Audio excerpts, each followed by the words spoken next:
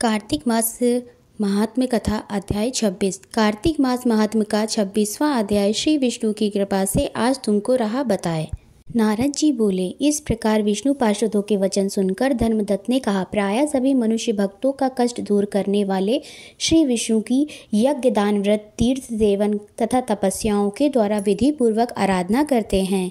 उन समस्त साधनों में कौन सा ऐसा साधन है जो भगवान विष्णु की प्रसन्नता को बढ़ाने वाला तथा उनके सामीप्य की प्राप्ति करने वाला है। दोनों पार्षद अपने पूर्व जन्म की कथा कहने लगे। हे द्विजश्रेष्ठ, आपका प्रश्न बड़ा श्रेष्ठ है।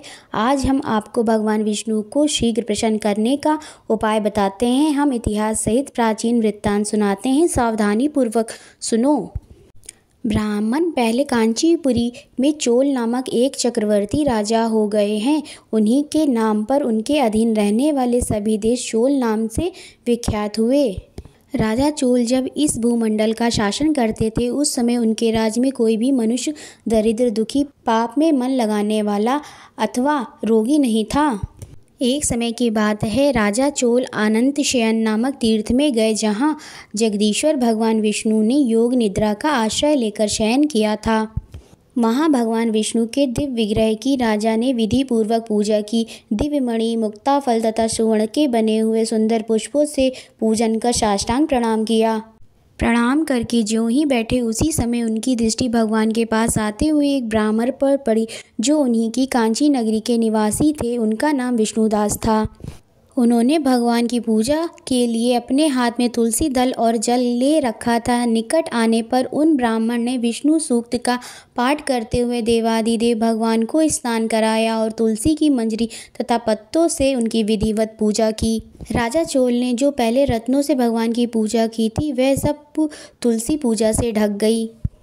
यह देखकर राजा कुपित होकर बोले, विष्णुदास, मैंने मणियों तथा सुवर्ण से भगवान की जो पूजा की थी, वे कितनी शोभा पा रही थी। तुमने तुलसी दल चढ़ाकर उसे ढक दिया। बताओ ऐसा क्यों किया? मुझे तो ऐसा जान पड़ता है कि तुम दरिद्र और गंवार हो, भगवान विष्णु की भक्ति को बिल्कुल नहीं जानते। राजा की यह बात सुनकर द्विजश्रेष्ठ विष्णुदास ने कहा, राजन, आपको भक्ति का कुछ भी पता नहीं है। केवल राजलक्ष्मी के कारण आप घमंड कर रहे हैं। बताइए तो, आज से पहले आपने कितने वैष्णव व्रतों का पालन किया है? तब नृपश्रेष्ठ चोल ने हंसते हुए कहा, तुम तो दरिद्र और निर्धन हो। तुम्हारी भगवान विष्णु में भक्ति ही कितनी है। तुमने भगवान विष्णु को संतुष्ट करने वाला कोई भी यज्ञ और दान आदि नहीं किया, और ना पहले कभी कोई देव मंदिर ही बनवाया है। इतने पर भी तुम्हें अपनी भक्ति पर इतना गर्व है। अच्छा, तो ये सभी ब्राह्मण मेरी बात सुन लें। भगवान विष्णु के दर्शन पहले मैं करता हूँ या यह ब्राह्मण? इस बात को आप सब लोग देखें, फिर हम दोनों में से किसकी भक्ति कैसी है, ये सब लोग स्वतः ही जान लेंगे। ऐसा कहकर राजा अपने राजभवन को चले गए। वहाँ उन्होंने महर्षि मुद्गल को आचार्य बनाकर वैष्णव यज्ञ प्रारंभ किया। उधर सदैव भगवान विष्णु को प्रसन्न करने वाला शास्त्रोक्त नियमों में तत्पर विष्णुदास भी व्रत का पालन करते हुए वहीं भगवान विष्णु के मंदिर में टिक गए।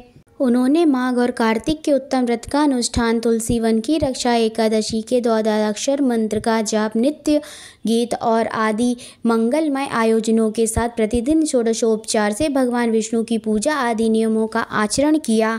वे प्रतिदिन चलते फिरते और सोते हर समय भगवान विष्णु का स्मरण किया करते थे। उनकी दृष्टि सर्वत्र सम हो गई थी। वे सब प्राणियों के भीतर एकमात्र भगवान विष्णु को ही स्थित देखते थे। इस प्रकार राजा चोल और विष्णुदास दोनों ही भगवान लक्ष्मीपति की आराधना में संलग्न थे। दोनों ही अपने अपने व्रत में स्थित रहते थे और दोनों ही संपूर्ण इंद्रियों तथा समस्त कर्म भगवान विष्णु को समर्पित हो चुके थे। इस अवस्था में उन दोनों ने दीर्घ काल व्यतीत किया।